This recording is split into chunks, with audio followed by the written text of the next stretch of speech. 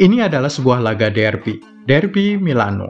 Terjadi di ajang semifinal Liga Champions. Inter unggul 2-0 dari leg pertama dan Lautaro Martinez mencetak 1 gol pada babak kedua leg kedua, skor agregat 3-0. Jadi tidak bisa dibayangkan riuhnya suasana Stadion San Siro. Sebuah derby di Liga Champions. Ada komentator yang mengatakan itu adalah teriakan gol yang paling keras dan paling panjang yang pernah didengarnya selama dia menjadi wartawan sepak bola. Apa sajakah peristiwa-peristiwa yang luput dari laporan media-media utama? Milan lebih khawatir Lukaku daripada khawatir Lautaro. Kamu yang memiliki kemewahan untuk menonton cuplikan gol Lautaro Martinez akan melihat sendiri bagaimana 5 pemain Milan berada di dalam kotak penalti, menjadi penghalang antara 2 pemain Inter, Lautaro dan Romelu Lukaku, serta gawang yang dijaga Mike Maignan. Permainan 1-2 terjadi antara Lukaku dan Lautaro, lalu bola dikembalikan ke pemain Belgia itu. 5 pemain rossoneri terlihat lebih khawatir soal Lukaku daripada Lautaro. Saat si bundar kembali ke Lautaro, hanya ada 1 pemain yang mengejarnya, Pierre Kalulu.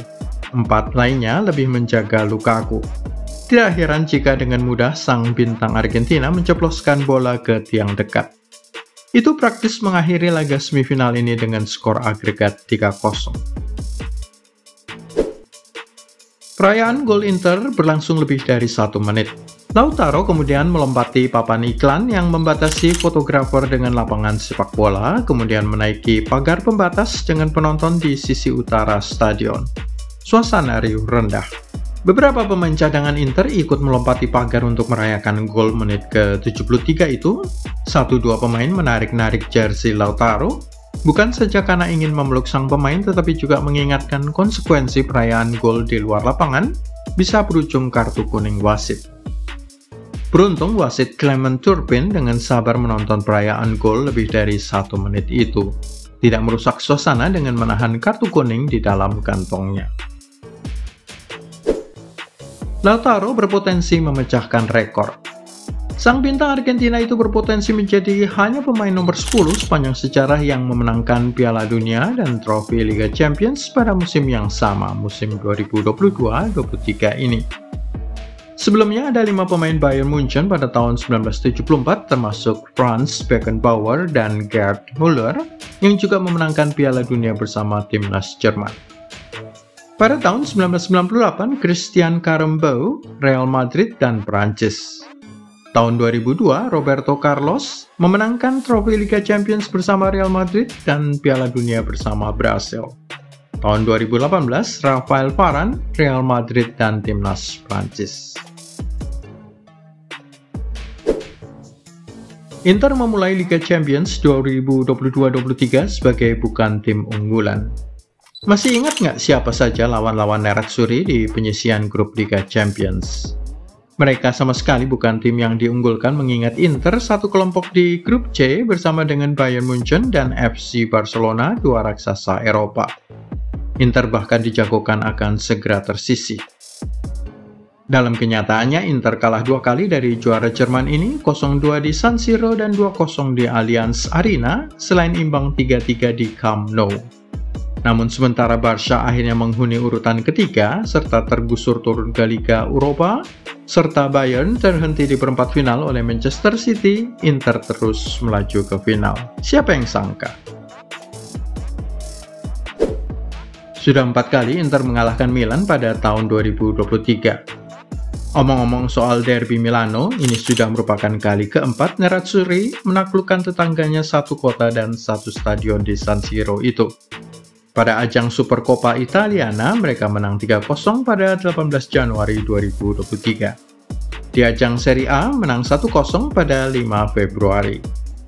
Leg pertama semifinal Liga Champions, menang 2-0, dan leg kedua menang lagi 1-0. Dan tahukah kamu pencetak gol terbanyak Inter melawan rivalnya Milan siapa? Terbanyak pencetak gol ke gawang rossoneri adalah Lautaro Martinez. Sudah 8 gol dilesakan ke gawang Milan sejak dia datang bergabung pada tahun 2018. Rating pemain Inter.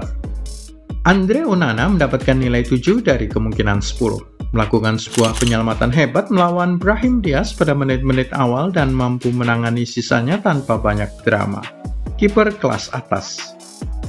Matteo Darmian nilai 7 dari 10, solid di kedua leg. Francesco Acerbi nilai 7 dari 10, memimpin pertahanan dengan sangat baik dan terlihat di sini jam terbangnya yang sangat banyak. Alessandro Bastoni nilai 7 dari 10, mempertahankan area penalti seolah nyawanya bergantung kepadanya. Denzel Dumfries nilai 8 dari 10, sepertinya salah satu bek sayap paling berprestasi pada kedua leg. Dia maju guna mendukung serangan dengan baik sekaligus bertahan secara baik. Federico Di Marco nilai 7 dari 10, tidak berani maju sebanyak Dumfries, tetapi menangani Rafael Leao dengan sangat baik di sayap kiri. Henrikh Mkhitaryan nilai 6 dari 10, ditarik keluar karena mengalami benturan di babak pertama, tetapi tidak banyak yang dilakukannya selama berada di atas lapangan. Hakan Çalhanoğlu nilai 7 dari 10. Berada di lapangan dengan baik dan memberikan tekanan pada gelandang-gelandang Milan. Nicolo Barella nilai 6 dari 10, hanya diberi tugas sederhana untuk ikut maju mendukung serangan, tetapi tidak bisa dia menunjukkannya pada malam itu. Tetap saja tampilan yang cukup solid.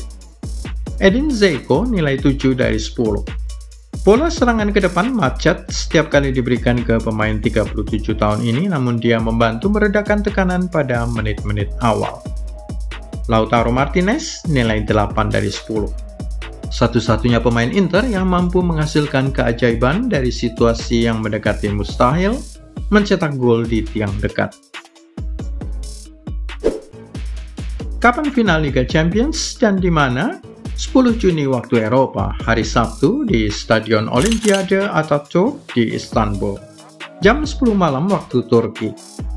Waktu Turki hanya sekitar 4 jam di belakang Indonesia bagian barat, tetapi karena dimulai pada pukul 10 malam waktu Turki, maka tetap saja sudah pukul 2 dini hari waktu Indonesia Barat, hari Minggu 11 Juni 2023. Mengapa final Liga Champions dilangsungkan pukul 10 malam? Karena waktu Turki 3 jam lebih terlambat daripada waktu Eropa Tengah. Penonton terbanyak ada di wilayah Eropa, sehingga jam pertandingan pun mengikuti kenyamanan pemirsa di bahagian dunia ini. 3 bekas pemain Manchester United ke final. Paul Pogba akan bertanya-tanya apakah dia bergabung ke tim yang salah setelah melihat 3 bekas rekan satu timnya di Manchester United kini berada di final, bersiap mengangkat trofi kuping besar. Romelu Lukaku dalam status pinjaman dari Chelsea, Matteo Darmian, dan Henrikh Mkhitaryan seluruhnya adalah bekas pemain setan merah. Sementara mereka bersiap berlaga di partai puncak Piala Eropa, Paul Pogba baru saja pulih dan sudah kembali cedera untuk kesekian kalinya di Juventus pada musim pertamanya usai pergi dari Old Trafford untuk kali kedua dalam sejarah. Bagaimana pendapat Anda soal posisi Inter sebagai finalis yang kurang diunggulkan? Apakah Inter akan mencatatkan sejarah menang keempat kalinya dan kedua kalinya sejak tahun 2010? Tulis di kolom komentar dan jangan lupa klik like, subscribe, serta tendang loncengnya.